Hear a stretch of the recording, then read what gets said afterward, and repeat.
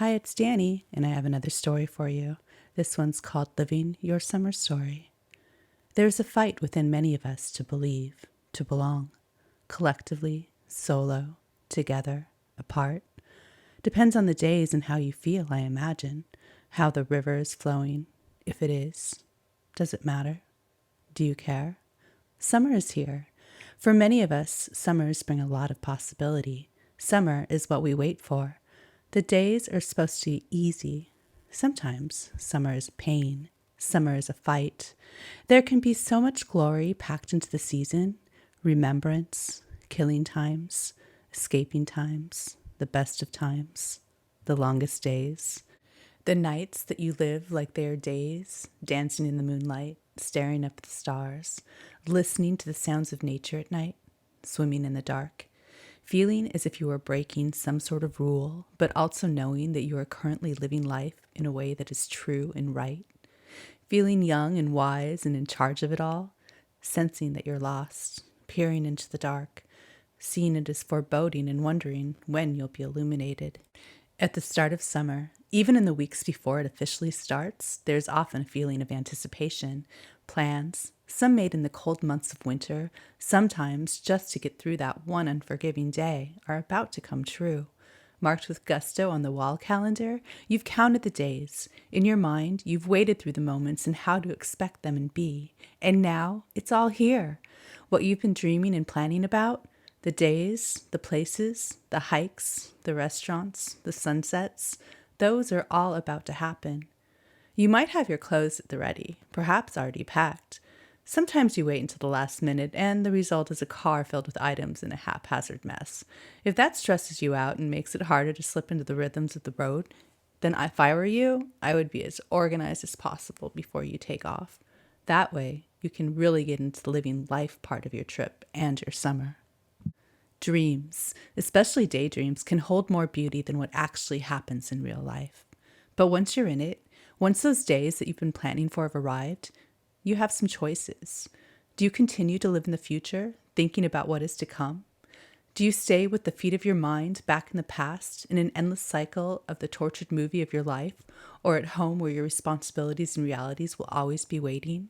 Are you in the present but not really feeling free enough to be enveloped by it? Hopefully, you can set aside any hindrances while you are out here, living your summer. The summer days, if you know where to look, are the ones meant for living in the fullest way that you can, to be as present as possible and to drink in as much as you can manage. Will those days be exactly what you had hoped? Will they and those that are involved follow the plans that you had set out as perfect in your hopes and your mind? Probably not. Sometimes I suspect we find ourselves rushing through the moments when they are upon us, wanting to get back to the sanctuary of the concept of life as it exists in our mind, swept clean from angst or a lack of control. The weather might not cooperate, or only just so. It's really only appreciated when it's too perfect to be noticed. I try to pinch myself on those days to remember how special they are and that they are the most ideal to be outside and to be sure that I'm really living and not just existing through it. Exceptional weather days, warm or cold, wet or dry, are all worth noting when outside, having a summer day, or passing another one at home. What if we were to make a promise to ourselves, at least on one of those days, those special days that we'd been dreaming of, that we'd let go of all expectations and just be free?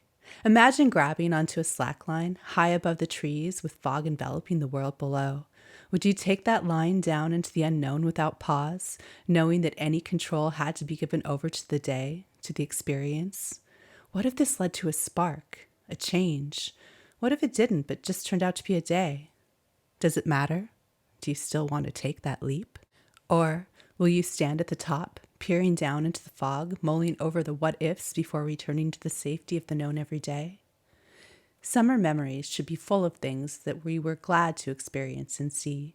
If they are the ones that I am hoping that you find, you will always be ready for more. You will continue to relive them. In the everyday, you might keep on running, perhaps to forget until it's time to remember again. Or they might help you to grow and to find purpose and joy within the everyday as well. So let's live those days, but let's also promise to be reverent, to respect where we are and to leave the place the same or in a better way, to honor who comes to it next, and to return to the real world a bit more whole, to spread what and how we felt. Summer means growth, so grow as much as you can. Reinventions can happen over a summer if the life that you are currently living doesn't feel like your true life. We're all different plants. We all have separate paths to follow.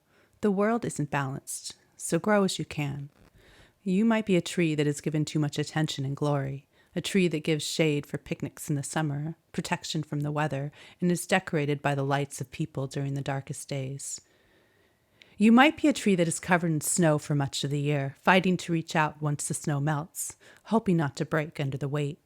You might be a tree perched on the side of the sea, given the gift of a view that it prizes so much, but sometimes, and for days, only gloom and mist. You might be a tree on a city street, surrounded by a tiny fence, but still subjected to dogs and feet and the refuse of man. You might be a tree that is never considered, growing among other things that are untended, uninteresting, or unloved.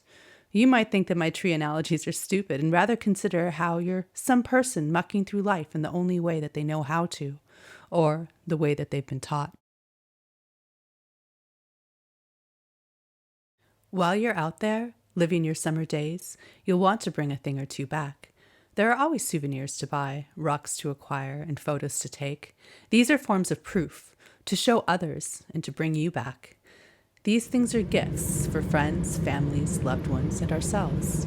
But what if you also bring something that's even more important? A renewed sense of self and a determination to live in a way that makes you feel alive. The inspiration to be your best, to live each drop of life with gratitude or understanding of purpose.